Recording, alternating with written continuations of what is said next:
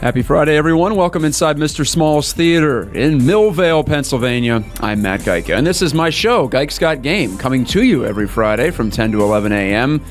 here at the home of the River's Edge. You can find us online. The 24/7 streaming audio is right there at River's Edge PGH, riversedgepgh.com. We're also streaming video on Facebook Live. River's Edge PGH is the search term you'll use on Mark Zuckerberg's big old website. Find us there. Find the podcast as well at riversedgepgh.com. And you can find us, well, basically anywhere that you locate podcasts, Apple, Google, what have you. You can even tell your smart speaker to play the River's Edge station on TuneIn.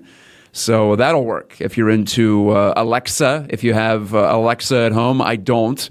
But I do have a smart speaker that I don't use very often, so I'll have to put that into play and try that out. Thanks again for tuning in. Well, tuning in is kind of a metaphorical thing these days. You log on to access the River's Edge. I'm happy to be with you. I am Matt Geica. I work for a variety of places now. Pittsburgh Hockey Now, Pirates Prospects, Pittsburgh Riverhounds Soccer will be back in action very soon. Peters Township High School Hockey. I run the gamut. I try to keep it fresh, keep the variety in it here, both in my life and on this program. Coming up later on today's show, it'll be mostly hockey heavy. I feel the need to talk some Penguins fans off the ledge here just because of the reactions I've seen to their first bad week of the calendar year. They're allowed to have one, particularly after there was a rather large roster move made a week ago that you may be familiar with. I haven't spoken to you since the acquisition of Derek Brassard, just prior to the trade deadline. So I'll get into the implications there and why patience is necessary at this point, and patience is the only prudent approach as well at this point with the Penguins who, again, I promise, are still good at the hockey thing. Also, later on, the Pirates continue to ignore the hype factor, the entertainment factor at their own peril, even if they're doing the quote-unquote right thing in terms of asset management and all those fun terms that get thrown around in modern general managing and roster management. They are alienating a certain portion of their fan base by being a little too or a lot too wonky in how they go about their business. And my featured guest today will be Ashley Chase, getting back to the sport of hockey. Busy weekend for Robert Morris University's twin varsity programs. The men are in action tonight and tomorrow night and possibly Sunday in a best-of-3 first-round Atlantic Hockey Playoff Series against division rival Bentley. They're from Massachusetts. Ashley is the sports information officer for the RMU men's hockey team. She'll talk about that. Also, Sports Info Life, what it's like to try to spread the word about a program in a very busy sports community here in Pittsburgh. There's plenty of competition. It's not like most of these schools in college hockey where they have the market dominated. It's a little bit more difficult. I would know. I had her job 3 or 4 years ago. So we'll discuss that in addition to another exciting year of RMU hockey and another chance to make a run at the NCAA tournament. In addition to the RMU women playing up in Buffalo, they are just 2 wins away from getting back to the national quarterfinals, which they made for the first time last year. So it's not just the Penguins. It's not just high school hockey, which begins its playoffs in this area this week. It's also college puck on tap here on Geica's Got Game. You can find me on Twitter and Facebook at Matt Geica, MattGajTKA, both places. I'm Matt Geica Media on Facebook. That's where you are possibly accessing this video stream if you are right now. Just plain old Matt Geica on Twitter. I know it's hard to spell. I'll do it one more time. GAJTKA. So the Pittsburgh Penguins, as I pull up the NHL standings on this Friday morning, March the 2nd, they're in tremendous shape to make the playoffs, folks. Let's just lay that out there first. That's the first thing to remember. They're still actually in 3rd place in the Metropolitan Division, which gets them an automatic bid into the Stanley Cup tournament. They're only 3 points behind the Washington Capitals, in fact, for the top spot in the Metro. So they're much closer to winning the Metro Division than dropping into a danger zone with apologies to Kenny Loggins. They are 9 points. It's even better than I thought. They're 9 points up on the Carolina Hurricanes, who are the first team out of the playoffs. So I think a lot of people look at the Blue Jackets, who are in that second wild card spot, and they say, oh, they're only 7 back of the Penguins. Actually, 9 back is where the nearest challenger to the postseason is that could feasibly knock the Penguins out. So they've lost 3 in a row, but prior to that, they had won 6 in a row. So let's keep it in mind. They're still 6-3-1 in their past 10 games. They are still in really fine shape. And more importantly, considering the larger scheme goals for this franchise, they're in really good shape to once again challenge for the Stanley Cup. For me, they're a co-favorite along with the Tampa Bay Lightning. The Lightning did supplement their team. I give Steve Yzerman credit down there in Tampa. Their GM, he added Pittsburgh's own JT Miller to their forward core and giving up Vladimir Demesnikov, and also the addition of Ryan McDonough, the former Rangers captain. Not what he used to be, and maybe he has always been overrated, but he does provide a veteran stability to a blue line that was the one thing that I thought was holding the Lightning back. As for the Penguins, yeah, we know their defense can be pedestrian at times, but they have won the Stanley Cup back-to-back years by minimizing the impact of the defense. And in 2016, it was Chris Letang on the blue line anchoring things.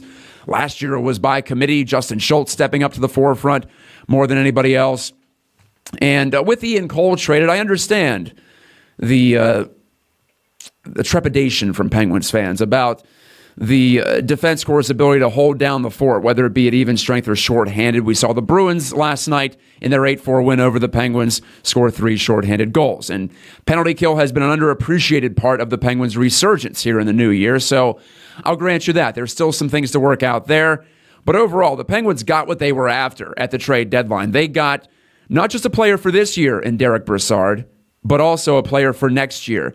And that's what I was repeatedly talking about, whether it be on this program or in written form or podcast form on Pittsburgh Hockey Now, where I team up with Dan Kingerski and Shelley Anderson. We all were talking about how the Penguins didn't really have a need to find a rental. They needed to find someone who was more of a long-term solution, and they got that in Brassard, who's under contract through next year. And in picking up Brassard from the Ottawa Senators, they get a player who could be first-line caliber on a lot of teams and second-line caliber on most playoff teams. He's going to be playing the third-line center position. The Penguins are in a great spot to roll 3 lines. Now, that has maybe minimized Riley Sheahan, who did a fine job rising to the forefront in the past 2 months, maybe playing a little bit above his pay grade at third-line center for a championship caliber club. But finding a place for him to fit in is a secondary task. You've got to find a way for Brassard to get the most ice time possible because he can drive play into the offensive zone. That's his biggest attribute. Even though the Penguins don't mind his two-way game, he fits in with what they're trying to do, and he gives them a viable third-line center option with Phil Kessel so they can have that 3-line depth that propelled them on to that dominant performance late in the 2015-16 season and into the 2016 playoffs, where they were easily the best team in the postseason. That's what the goal was, not just this year, but next year. The Penguins have accomplished that. Now it's on the coaching staff and the players and Brassard to get adjusted to the Penguins' go system, as he called it the other day in practice when I asked him about the differences between Ottawa, which plays on its back foot, and Pittsburgh, which plays on its front foot, on its front toe, maybe more than any team in the NHL. That's going to take some time. It'll just take 2 or 3 or 4 or 5 games for the coaching staff and for Mike Sullivan to figure out how to configure his lines. Maybe even more, maybe even 10 games. But the Penguins have 10 games. They have, in fact, 17 games, not counting last night and not counting the first 2 games of the Derek Brassard experience. They have 17 games left before the end of the regular season to get things right. And they're still in a fine position, like I said, right near the top of the Metro, 9 points ahead of the nearest team out of the playoffs with 17 games to go. Listen, it would take a true collapse and a collapse from a team that was fool's gold. And the Penguins are not fool's gold. They have found themselves in the new year. They are looking and playing a lot more like the team that I thought we would see this season eventually, once they got over the mental or physical hangover of the second consecutive Stanley Cup run. I believe they have. And now they are in fine shape to recalibrate, as Dan Kingerski put it on Pittsburgh Hockey Now last night. I liked his take about the game, in fact, so go over there and check it out, pittsburghhockeynow.com. But I'm fully on board with that. And even though on defense, the third pairing is troublesome with Jamie Alexiak, who was playing really well with Ian Cole before he was shipped out. Alexiak and Matt Hunwick have looked out of sync. It hasn't just been Hunwick. It's been Alexiak, too. But again, it takes some time to develop chemistry. Those two really haven't played together at all.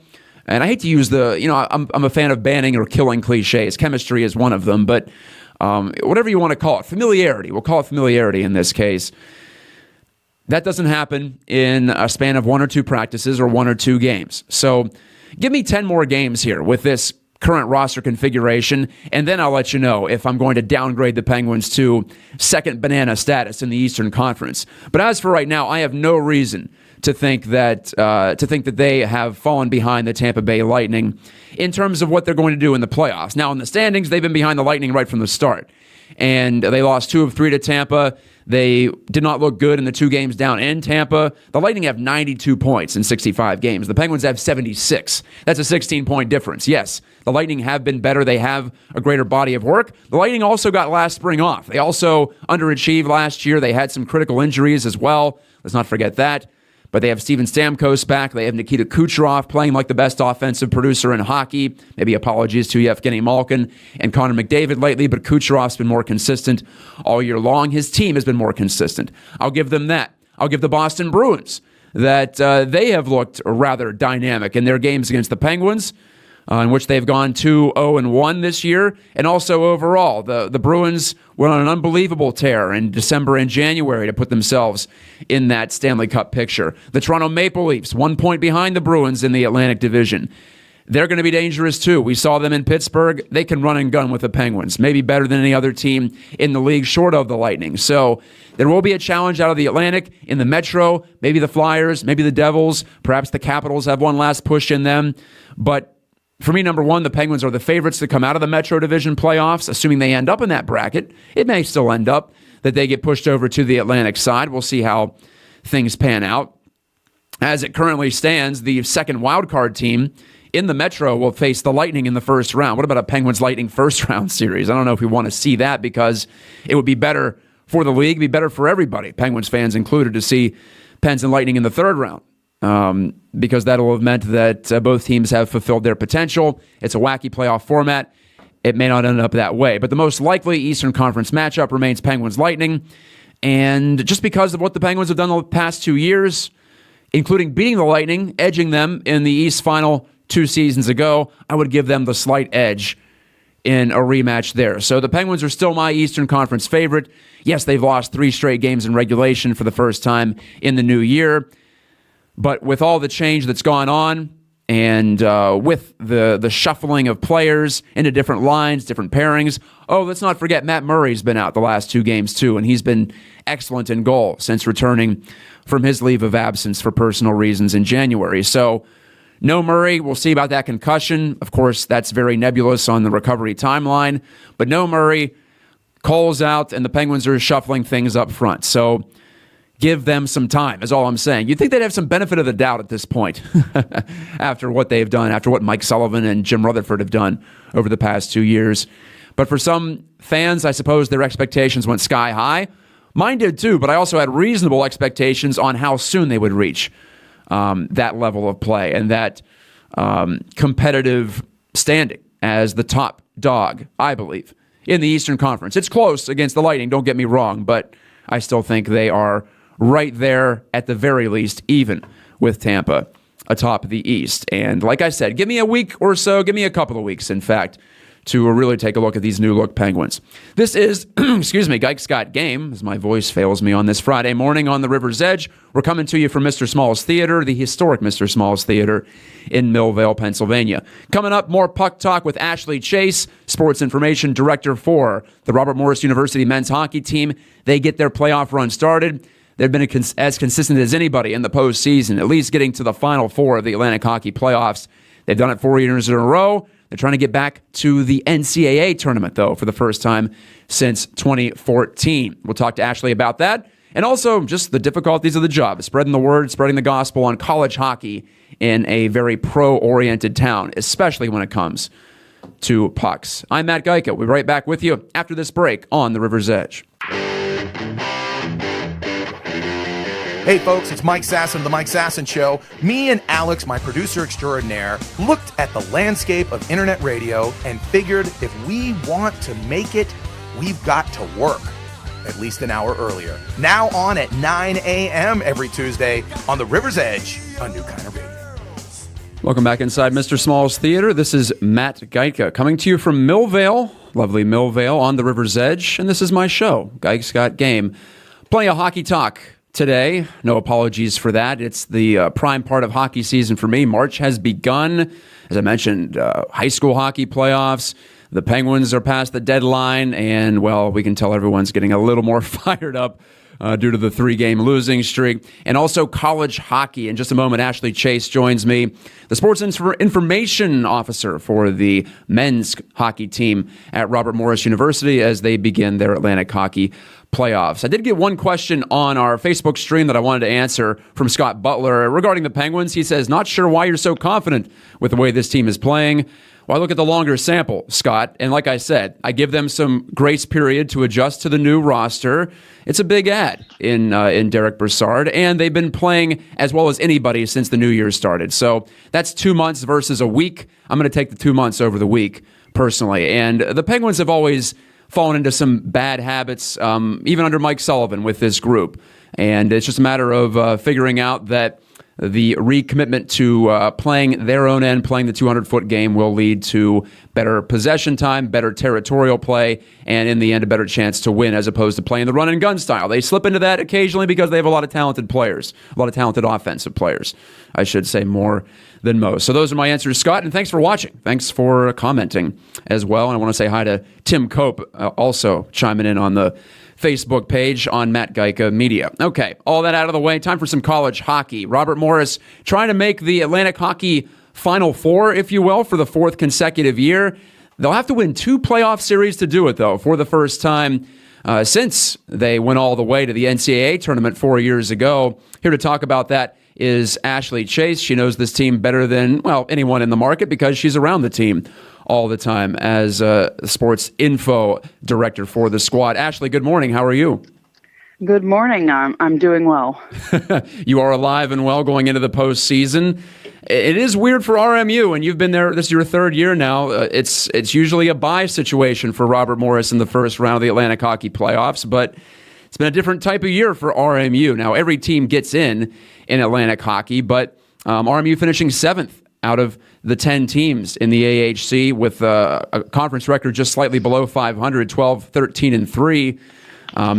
They came back to tie Air Force in the final regular season game of the year, and we'll get to Brady Ferguson and the mark he set there. But what's your feel for this team and how they're playing as they go into the playoffs? Because it is a different type of a situation. Yeah, it's been an interesting finish to the year.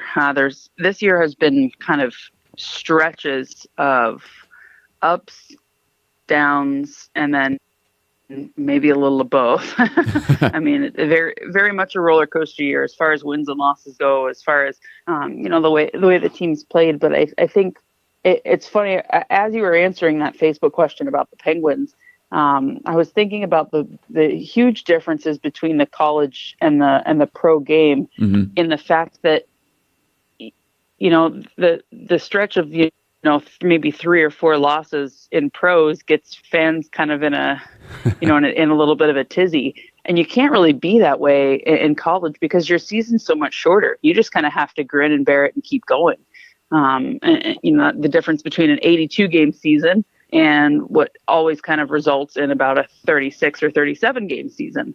So I think that's one of those interesting differences between those two games is the actual the actual response to any kind of up and down situations. You just kind of have to continue to roll with the punches in college hockey, because if you kind of panic over every little bad weekend, you can find yourself overreacting. And I think that's one of the things that really hasn't happened with this team. I think every weekend where they've maybe struggled or not gotten the result that they wanted, they come back, put a fresh face on the next week, and try to go at the things that they want to do better. So I think that's kind of how this team has handled some of those ups and downs of the season. It's been a struggle to see the result the last couple of weeks, but the team's really played pretty well. Last weekend was a weekend where the opposing team scored 3 goals in 2 games and RMU scored 2. And, you have weekends like that. The team played pretty hard against a good Air Force squad. So I think they roll into the postseason feeling pretty good. And it always dials up at this time, right? So everybody, everybody knows it's kind of win or go home in Atlantic hockey, especially. So I think that's kind of how they roll into the weekend. Excited about the challenge, excited about the opportunity to get back to Rochester, and it starts with Bentley. And what better challenge to start the postseason with and knock off a team that has given you a little bit of trouble this year. So I think it's going to be an exciting weekend. And these two teams don't like each other. So if you like hockey that has a little edge to it, this might be your weekend to come on out to the island. Now, it could be as many as 3 games. It's a best-of-3 situation. All will be on the Colonials' home ice, so that's different, too, if you're not familiar with college hockey and how that works out. So tonight, Friday night, 7:05, and then Saturday at 7:05 will be necessary, of course, and even Sunday at 7:05 if they need to go the full 3 games. So at the very least, RMU gets a home series here, and if they win this, they'll move on to a road site. It's guaranteed, correct, to be a road situation next week? Yes, it would be on the road next weekend. Don't know the opponent because they kind of reseed lowest seeds remaining. But most likely would be either Buffalo or heading out to Massachusetts, Canisius and Holy Cross, the 2 and 3 seed. So it would be one of those 2 destinations. All right, so Division I hockey hits the postseason for the men's side. We'll talk about the women actually in a little bit too, because they're a great story again this year. Speaking of great stories, individually, Brady Ferguson, RMU's senior center, has once again put together quite the year, and whether it be in the points category or just overall driving offensive play, Brady Ferguson finishes the regular year with 40 points in 34 games, and more relevantly, last weekend became the program's all-time leading scorer. So it's really interesting. Here, Ashley, we go from, in a span of 3 years, Cody Wido, who is now a Wheeling Nailer, being the program's all-time leading point getter. Then Zach Lynch passes him. Zach currently in the ECHL as well. And now here's Ferguson stepping up. I'm not sure I thought Wido was going to be surpassed, and now he's been passed twice in a matter of a couple of seasons. And with Ferguson, I think it was more of a slow burn. He hasn't gotten as much of the hype, I don't believe, as his 2 predecessors atop the all-time scoring list in RMU history. But I was really impressed by what I saw from him when I was working there a couple of years ago, and also at Penguins development camp. I think he put on a show with his hands and his skill. That was this past summer in the scrimmage especially. He was dynamic in and around the net. So a 2-part question about him. What's made him such a consistent scorer at the college level, and what do you think his prospects are to continue to play hockey after this? I think the consistency he's built over the 4 years here. Obviously had a strong start as a freshman, team's rookie of the year that year, and he's continued to grow. And I think that's one of the things that makes him a good player and a guy who's going to have a long professional career. He's taken steps every year to, figure out what he can do to get better. Could see him working in the off season and all this past summer. Not only, making an appearance there at Pens development camp and doing very well, but, worked on his skating, worked on his skills all summer, was in the weight room, doing all the little things and, learning. I think that's one of the things he mentioned taking out of Pens camp is just learning what that day-to-day routine for a professional hockey player is like and how his life, needed to adjust a little bit towards that and seeing those things. And that's the sign of a mature player who kind of understands, I have a goal. This is how you get to be successful at that level. Okay, what do I need to do?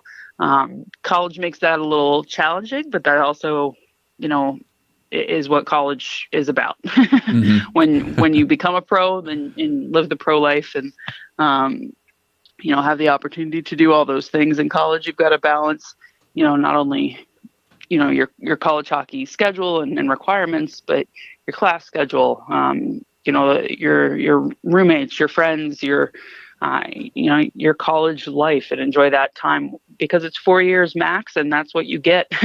So I think a lot of the guys kind of understand that, and everybody tries to take a different approach to whether it's their senior season or their college years. But I think continuing to see him develop and grow year after year and take, little parts of his game and make it better. I don't think freshman year, seeing him score, you would have said, oh, definitely going to be on the penalty kill his senior year. No. So I think it's those little things, trying to become a better defensive player, and, trying to work on building up his skill and building up his speed. I'd say you can definitely see the difference in his speed from freshman year until now. So I think it's those things that maybe answer both of those questions, but his consistency is because he's tried to work to be a better player, and that's what'll make him have a successful pro career. Yes, it is a speed game, so that seems to be such a priority for anyone, whether it be coming out of college hockey or juniors, is to continue to work on that, because if you can't keep up, then you're going to have a hard time. I don't care what level of pros it is. It's all gotten faster. Maybe it's just sports in general with training and nutrition and sports science. But the athletes are definitely more dynamic and they're more explosive these days. Ashley Chase is my guest right now on Geiks Got Game. We're talking college hockey, RMU hockey in particular here. The men's team going into the postseason this weekend. The women's team in action, though, this afternoon up in Buffalo, New York at Harbor Center, Ashley. And I know you don't work directly for the women's team, but you're right there in the sports information office. You've seen the team under Coach Paul Colantino, under Brittany Howard, who just won Dapper Dan Sportswoman of the Year, by the way, alongside Sidney Crosby on the men's side. You've seen this women's program rise to a higher profile. They make the NCAA tournament for the first time.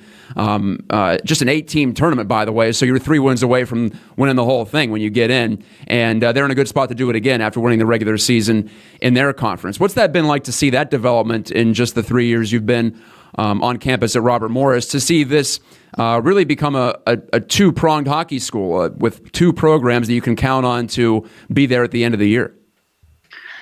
It's been a lot of fun, just as a fan of women's hockey, which was fairly new to me. I mean, I've been in the sports media business for, a little more than 10 years, and women's hockey wasn't a thing that I knew about just growing up. And I just, whatever I saw on TV, that's what existed, when you're a kid and you live in a small town, and that's all you know. So, obviously technology and all that changes over the years. I feel like I'm dating myself a little bit there, but, I working in, television brought me to seeing women's hockey really for the first time. And the opportunity I had to learn it included, members of the team that we just saw win gold for the U.S., winning a world championship, or competing for a world championship in 2012, and losing that in heartbreaking fashion to Canada. So I was at least familiar with that heading into Sochi. But, got to see the game at that level, got to see women's college hockey, up in Hockey East and Division III teams that went and won national championships. And that was my first exposure to, girls and women playing the game. So when I came here to RMU to see their team that was good and having success and competing at that high level was really fun and just enticing and exciting to be around. To see them go, to the NCAA tournament last year was a heck of a lot of fun. And, I think it was fun and exciting because it was new and maybe, I won't say unexpected from a team perspective, but I would say more unexpected overall. And I think that's the big difference between last year and this year was, they were excited to win it last year and probably expected themselves to be there, and that's what you want, but they actually did it. And that was, I know that sounds kind of simple, but to set your mind out that that's where you want to be, and then to actually get there and achieve and accomplish those things, is such a feat. As you mentioned, when only 8 teams get in, and obviously there's a smaller number of women's college hockey programs, but when you have to win to get in, it's anybody that can be one of those 8 teams when it gets down to those conference tournaments. So to know that you're trying to put yourself at the level where you're going to go face Wisconsin or Minnesota. One of the top teams right now that should be in the NCAA tournament is Ohio State, a team that they beat in overtime earlier this year and competed against this year. Colgate will be there. That's a team they tied with this year. I mean, it's just, you see the consistency across women's college hockey, and that RMU is competing at that top level. And this year, it was more expected, I think, across the board. And I think that's the difference I see in the group is this year they expect to win. They expect to be there, and they expect that they're going to go and compete and, give somebody a hard time and try to win an NCAA tournament game. So I think that's maybe even just that little edge of difference that I see between last year and this year is, not only are they playing at that level, going into the championship weekend, knowing they can win the championship, but they're going into this weekend expecting to win a championship. And I think that's exciting. Got one of the best players in the country, Brittany Howard, as you mentioned, Dapper Dan. But, on top of that, they've got a ton of exciting hockey players. Kirsten Welsh, a defender that just gets you excited about hockey. I mean, she's got a crazy good slap shot, and she just does a lot of good things, and she's really fun to watch play. They've got a young defender in Emily Curlett that's the same way, little bit of a different player, but she's exciting, and it's been fun to watch that team grow. So, it's been nice to not work directly with them, because then you get to be a little bit more of a fan. Yeah. So get to watch a couple more games and just enjoy seeing, the different parts of that program and getting to know the staff and seeing, their success. People that you care about as colleagues, and it's great to see that success on both sides of the aisle at RMU. Yeah, Kirsten Welsh, I talked to her yesterday for my podcast, my weekly pod on Pittsburgh Hockey Now, and always been impressed by her ability. I believe she scored a big goal in the College Hockey America tournament last year too, but she's already set the program record as a junior for points by a defender, was named Conference Defender of the Year. So yeah, it's more than just Howard. Elijah Milne-Price just got back-to-back shutouts against Syracuse. So many things clicking for the women, and they have 2 single elimination games to go to make a return to the NCAA tournament and see what they can do against a potential top seed if they do get that far. But one last thing for you, Ashley, about the nature of the job, and I would know because I did the job 3 years ago. It's a challenge to get the word out about college hockey. I think college hockey, especially because it's still relatively new in this market. People know about college football, of course, with Pitt's tradition, number one, but also just the exposure of college football nationally, and then college basketball. But college hockey, for me, is a captivating product. It's a unique product compared to pro hockey and compared to the NHL especially, which Penguins fans and Pittsburgh hockey fans are used to seeing. So how have you tried to express that in creative ways in your 3 years in that job? I think the biggest thing is just showcasing the fact that if you're watching pro hockey, you're watching college hockey players, particularly in Pittsburgh. Won the Stanley Cup with the most players that had ever been, the most college players that had ever been on a roster, and then turned around and got more college players and did it again. So if you don't, know anything about college hockey and you're a Penguins fan, you actually do know something about college hockey. There are so many exciting players on the Penguins. It's not just your grinders. We all know Sidney Crosby, Evgeny Malkin, Marc-Andre Fleury. We know they weren't, college hockey guys. But there are plenty of guys that have been, lighting it up and that have made huge differences in the playoff runs. You look at, a guy like Brian Rust, who's been better as a pro than he probably was at the college level, but you find him having success. Jake Gensel is one of those guys. And then as you start to see more and more players, whether it's been, Brian Dumoulin, we see, guys that have come up, we start to see some of those names go back and forth with Wilkes-Barre, just because that's kind of how you're used to seeing, the ups and downs, especially this year. I think more so from the Penguins, you've gotten to know a lot more of the guys that have had to come up, but those are college faces, college names making a big impact on the pro game. And if you're not coming to check out what's going on at Robert Morris, I think you're missing out, and missing out on the opportunity to see some guys who can play at the pro level. And no, RMU has not had an NHLer to date. Yes, I do believe that, could change this year. But I think that's one of those things, like, to stress is these are, exciting, talented, high-level hockey players that are putting on a great game. That's a little different from the pro game. Like I mentioned, it's a shorter season, so I think there's a lot more at stake in every game. And, seeing that excitement, and especially the playoff atmosphere that we, anticipate here at Robert Morris this weekend, and encouraging fans to want to get out and see some playoff hockey. Rained yesterday, but I see the sun is shining, right? It's a Friday. We can all get excited about the weekend. And I know I am. Yeah. That's one of those things. If you can't get fired up for playoff hockey, I don't care what level of hockey you're going to see. If you can't get excited about that, I don't think you're a hockey fan. So selling the playoffs a little easier, at least as far as, trying to encourage folks to come out. That's a lot less of a hard sell. But, like $10 tickets to go watch a pretty high level hockey game seems like a pretty easy choice in my book. So I think that's one of the things they're encouraged to. I mean, it's a great family atmosphere. The kids are always there high-fiving the team as they're coming on and off the ice. It's just a great overall experience. And you get that one-on-one, opportunity. They've had some autograph signings throughout the year.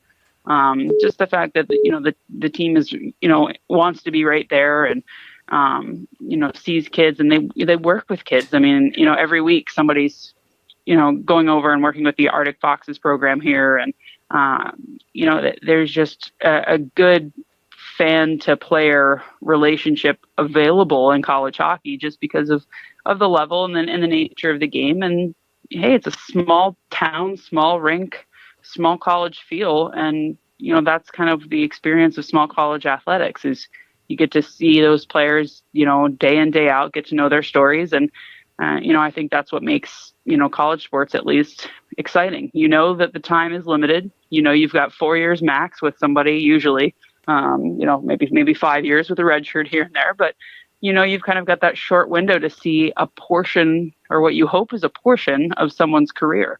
So I think those are the things, you try to sell, and you try to encourage and show people, like, hey, this might only be here for so long. Come check it out. And enjoy something that's a little different. Well, Ashley just gave you the pitch. RMU opens. It's a playoff run. It hopes to be a 3-week playoff run. That's what it'll take to get all the way back to the NCAA tournament for the second time in program history. And if you believe in omens, well, RMU opened with a home series that year when they went all the way to the NCAAs in 2014. They had to get by Army in 3 games at home. Then they swept UConn on the road, and then they took care of business up in Rochester in the Atlantic Hockey Final Four. So step one, hopefully for them, is tonight. Ashley Chase has been my guest. She's in sports information at Robert Morris. You can find her on Twitter at Ashley Chase TV. That's where she shares all the multimedia goodies that she produces for the hockey team, in addition to all the facts and figures you might need. Like she said, $10 tickets tonight and tomorrow night, guaranteed, even Sunday night if necessary, at the RMU Island Sports Center on Neville Island. Ashley, always good to talk to you. Thanks again for sharing the insight, the expertise, and we'll see you hopefully in a couple of more weeks up there in Rochester. Sounds great. Thanks a lot, Matt. That's Ashley. I'm Matt. Coming back in just a little bit after some local music here on the River's Edge. We'll talk more about, the one team in town that doesn't seem to get that sports is entertainment. I think you probably know where I'm going with this one, but coming back with that to wrap up Gike's Got Game. 2, 3, 4. Hey, Eris Paul here of the Eris Paul Band, letting you know that we're releasing our first full-length effort, Drive All Night. It's a catalog of indie rock, blues, alt country, funk, and folk, all with a Pittsburgh guitar-intensive focus. We have a lot of Pittsburgh players on it, including Bill Toms, Johnny Rooster, and Madeline Ray, who will be opening up for us at our CD release show. It's at Club Cafe, March 2nd, Friday night, starting at 10 o'clock. Tickets are just $15, and everyone in attendance gets a copy of the album. That's March 2nd, Friday night. And we are back to put a wrap on the show here from Millvale at Mr. Small's Theater. I'm Matt Geica. This is my program, Geica's Got Game, coming to you every Friday.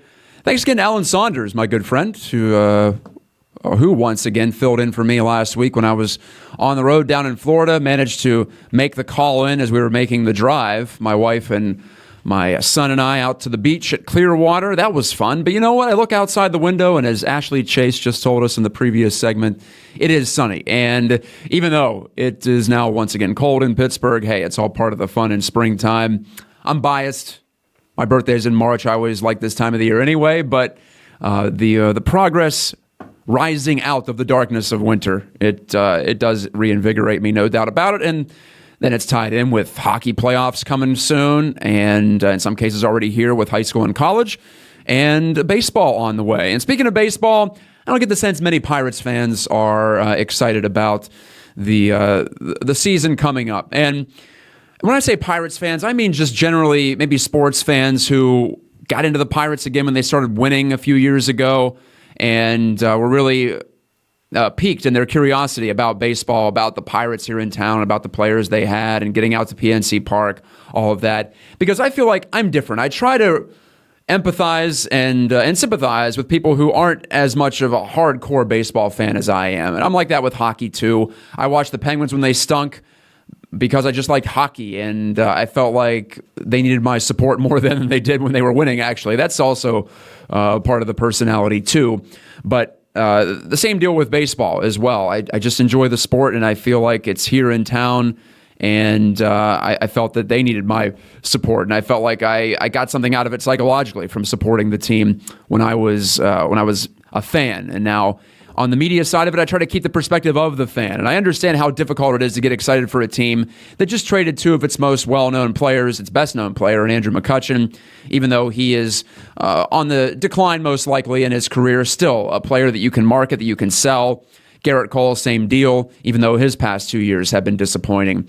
So they'll try to get it going again elsewhere. Kutch in San Francisco, Garrett in Houston, and we'll see how that pans out and how the players the Pirates got in return pan out as well, more relevantly for all of us here in Pittsburgh. But I talked about selling and marketing, and the Pirates front office does things the prudent way, probably the way they should do it if you're trying to run a business, from ownership on down to President Frank Coonelly to General Manager Neil Huntington.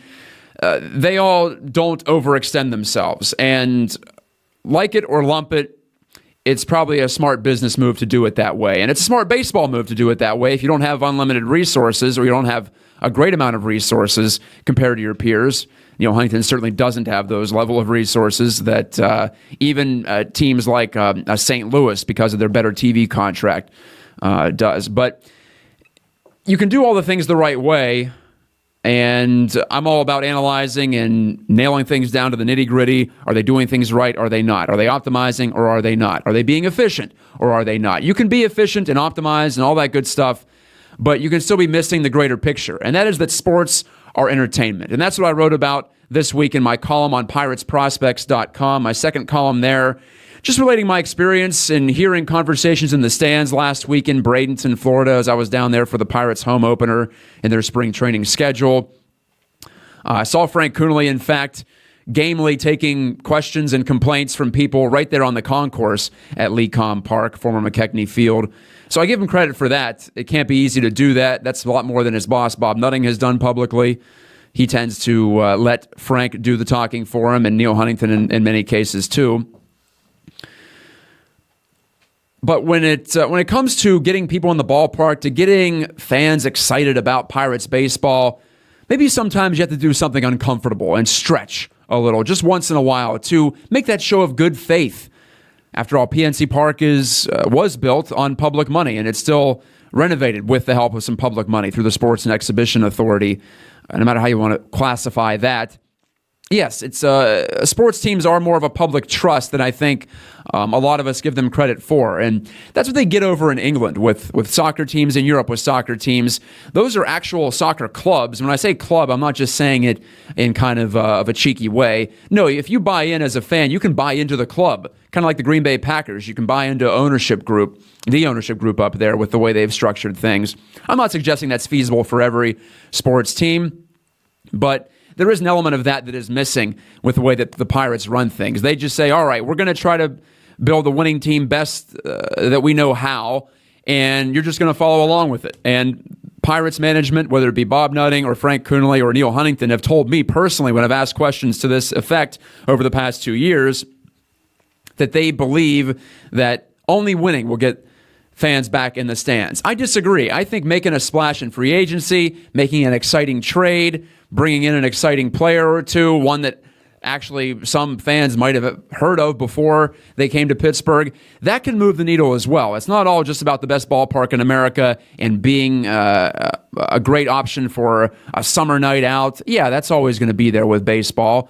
But it's about the hype, and it's about motivating people to think about the team in a different way. And I'm not saying they should spend to the level of even your St. Louis Cardinals, like I said, which, revenue-wise, they get more than the Pirates. I know that. But once in a while, stretch a bit, show the fans you're going to meet them halfway or even 25%. I feel like that hasn't even happened here with this team. There is an element of sales and marketing that is missing from the way this team operates from a baseball perspective. Yeah, they do all the right things from the ticket sales, from hyping up PNC Park, all of that, all the basic things that sports businesses do. The Pirates do well in that, but they don't get much of a fighting chance in the ticket office, I don't think, because of the tone that is taken from baseball operations and from ownership, too. That comes from ownership all the way down. So there's a disconnect there, and that may sound weird coming from me, Mr. Numbers Guy, Mr. Analytics, but I admit that emotion is part of this, and emotion is the reason there is big-time sports as an entertainment option in America. And here in Pittsburgh, we attach it to our public psyche here, whether that's rational or irrational. Well, I'll just say it. It's irrational, but it's real. It exists. And it's one thing that hasn't really been acknowledged by this team. One last thing before I go here on Gike's Got Game. My friend Jared Wickerham tuning in from, I believe he's out in Indian Wells right now shooting the tennis tournament that lasts a couple of weeks.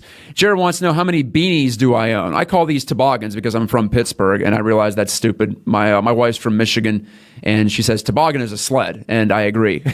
Yes, Jillian, you're right. Beanie, toboggan, knit cap, ski cap, whatever. How many do I own? Jared asks. Maybe about 5 or 6. This one's one of my go-tos. I feel like it's just nondescript enough. It's not distracting to the viewers at home, so I wear it in here.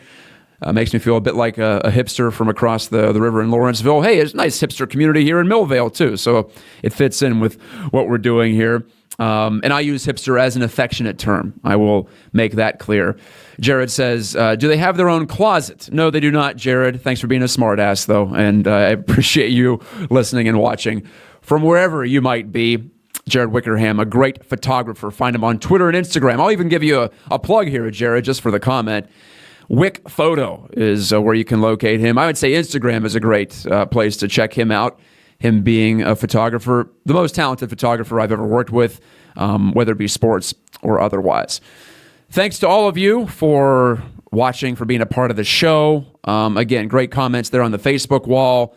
Whether you accessed it through a Twitter link, through our own website, riversedgepgh.com. We do stream there 24/7 on the audio side. You'll find the podcast for this show there later. I'll share that on social media.